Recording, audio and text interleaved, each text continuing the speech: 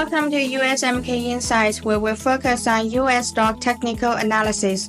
Using charts, trends, and price action will help you understand the market rhythm and make informed buy and sell decisions. Alright, hit subscribe and let's begin today's learning journey. In this video, I will share some practical insights with you. Let's talk about a technical analysis method from chain theory. How do we use chain theory to identify stocks buy point? For example, among the 7 big tech stocks, Amazon stands out as a good example. Let's use Amazon for this technical case study. We will look at its price patterns and predict its future trend. As for Amazon, everyone knows it's a highly competitive company, a true tech giant. So how do we analyze Amazon using chain theory? With chain theory, we break down each market phase and map them out. This lets us dissect the stock's moves to identify its current state and where it might head next. Let's cut to chase and get started. So what do we see here? In chain theory, what matters most is finding the central area. Only by identifying the central area can you pinpoint entry and exit points. To spot this area, you need to understand how to construct it.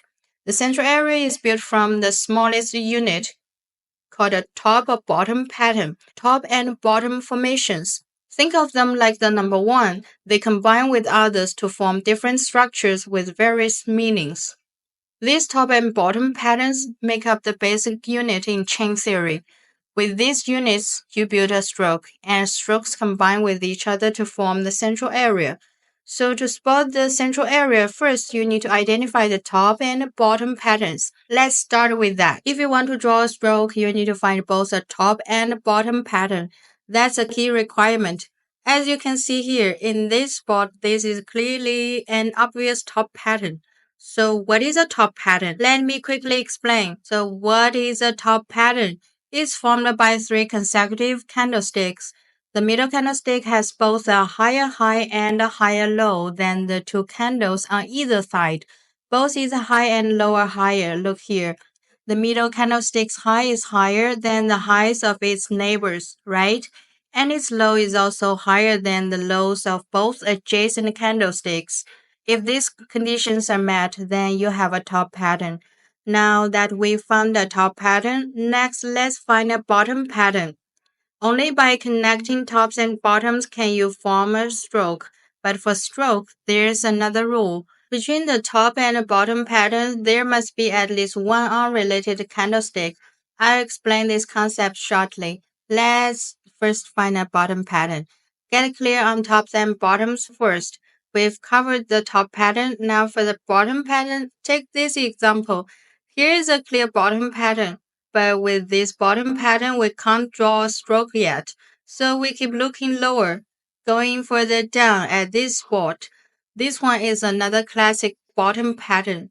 So what is a bottom pattern? It's when 3 consecutive candlesticks have the lowest low in the middle, and its high is also the lowest among the 3 highs. If you look here, the low is lower than both neighbors, and its high is also lower than the highs of the adjacent candles. That's a bottom pattern. Now that we've found both bottom and top patterns, we can connect them to draw a stroke. From this top to here, you clearly have a complete stroke. A single stroke means going from a bottom pattern to a top pattern. When connecting these two, there's a key rule. In between, there must be at least one non-overlapping candlestick. What does that mean? It means there must be a candlestick between them that belongs to neither pattern, not part of the bottom pattern nor the top pattern. If there's no such separate candlestick, you can't form a valid stroke. Actually, here is also a bottom pattern. Some might ask, why can't we draw a stroke here? You actually can, but if you do, you will still need to extend it down. No need for unnecessary steps, just draw it to here, because this forms a valid stroke. Now let's see if this can also be a stroke. Here's a bottom pattern. Is this a top pattern? It's clearly a top pattern. So you have a bottom here and a top here. These two can form a stroke. Notice the top's high is higher than the highs of its neighbors, and its low is also higher than the lows of the surrounding candles. So it's a textbook top pattern. Between the top and bottom patterns, there are three candlesticks, so there are two non-overlapping candlesticks in between. That's essential. There must be a non-overlapping candlestick between top and bottom patterns. Remember this definition. A non-overlapping candlestick isn't a part of the top pattern or the bottom pattern. It must be an independent candlestick. So between the top and bottom patterns, there must be at least one independent non-overlapping candlestick. That's how you form a stroke. That's what makes it valid. So this can be counted as a stroke. This is the second stroke. Let's keep going. For top and bottom patterns, sometimes there's an inclusion relationship. For example, here, look at these three consecutive candlesticks. From left to right, you will notice this candlestick and the lowest one here are in an inclusion relationship. That's because the highs and lows of this candle completely contain the highs and lows of the lower one. It's basically all inside, so that's an inclusion relationship. How do we handle this? For bottoms, use the lower approach. So for a bottom, choose the lower low. Compare the two candles. Which one has the lower low? This one is lower. And which one has the lower high? Again, this one. Take those and combine them into a new candlestick. So the lower lows forms a new candlestick. This new candle has a lower low than its neighbors. See, the low is even lower than both, much lower than the other two. It's the lowest of the three. Now for these two, see the upward candles here. After merging the inclusion candles, you get a new one. At this point, ignore the original two candles. Just use the combined candle. Replace the two with the merged one. Let it stand in between. Now compare to its neighbors. Its low is the lowest. Its high is also the lowest of all three. So what does that give you? A clear bottom pattern. Therefore, you can draw a stroke here. But if you draw a stroke here, you will notice you've added an extra unnecessary step. Because after this stroke, if you continue upward, you can't actually form a valid stroke. This high can't be used for a new stroke because there's no top pattern here. Even if you use inclusion processing, there is still no non-overlapping candlestick. So it's best not to draw that stroke. If you do, you won't be able to draw the next valid stroke. That will mess up your analysis. So in this case, where should you draw the stroke to? To this spot. Here, you clearly have a bottom pattern. The low is the lowest point, and the high is also the lowest of the three. That's a classic bottom pattern. No inclusion adjustment is needed here. Alright, let's keep going. Actually, you could draw a bottom here. There's also a top pattern nearby. It meets the criteria for forming a stroke. After inclusion processing, you will notice this candle is completely wrapped by the next candlestick. Its high and low are totally inside the larger one. So after inclusion processing, the logic behind the candlestick isn't affected. There's no real impact. So here with inclusion, you still get a top pattern, but with this top, if you draw a stroke, you can't extend downward. You can only go up. So don't bother with unnecessary steps in the middle. Just connect directly to the next top. Here is another top pattern. At the top, that's a top pattern. Its high is higher than its neighbors, and its low is also higher than both adjacent lows. So this is a classic top pattern. Once you draw this out, let's move to the next part. Here you can clearly see a bottom pattern. The low here is lower than both neighbors, and the high is also the lowest of the three highs. This is classic, so bottom patterns are easy to understand. Their structure is simple. You might just not get the logic behind it. Why do we use top and bottom patterns to form a stroke? It's because the market moves in segments. Each segment is cut out and drawn individually. This helps you see the market structure. You can visualize each swing in the trend. That's a real market movement. So top and bottom patterns have a strict logical basis. Every stroke you draw is highly valuable. That's why as the simplest unit, it's also the most important. There's a lot of value behind each one. If you analyze tops and bottoms and their logic, you will see they often form a classic inverse head and shoulders reversal. I won't get into details here. Just know that top and bottom patterns aren't arbitrary. They almost always mark the start and end of each price swing. This is highly accurate. They nearly always show where a move begins and ends. You can mark out every swing with them. So when you look at market moves, all the volatility happens between these points. The swings are between the patterns. Now let's sketch out a central area. Central zone breakout. It's made up of 5 strokes. Why 5? Actually, with 3 you can see a central area, but usually there's an entry and exit stroke. This is the entry stroke and this is the exit stroke. That's the exit move.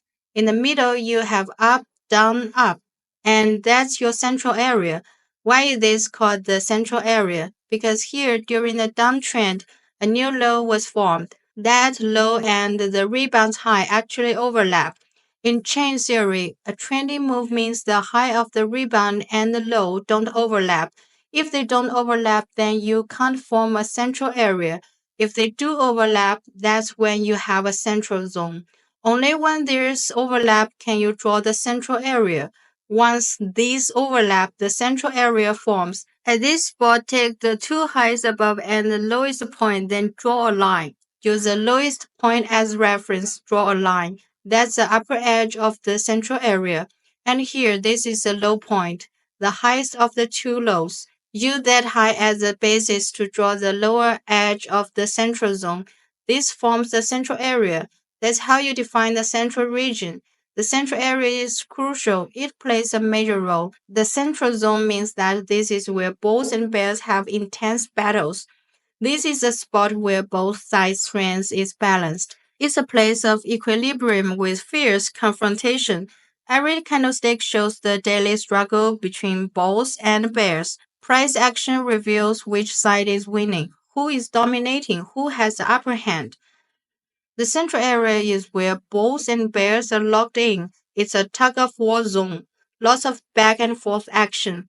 That's how the central area is formed. So the central zone must overlap. The overlap shows the fight is ongoing. Bulls attack, then bears counterattack. It's back and forth. Both sides compete. You get a clear showdown. During this process, eventually one side wins. The winner is determined by who breaks out. If price breaks down, bears win. A breakdown signals the bears defeated the bulls. They take control. That's a clear breakout.